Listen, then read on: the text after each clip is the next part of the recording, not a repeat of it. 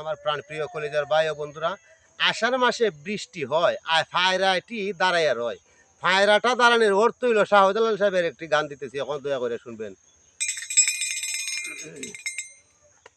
পুকুর ভরা গজার মাছ দেখতে লাগে কি সুন্দর, হাজারে হাজারে আছে জালালি কবুতর, যাকে উড়ে যাকে পরে জালালি কেরামতে, শাহজালাল বাবা তোমার দরগাতে, শাহজালাল বাবা তোমার দরগাতে।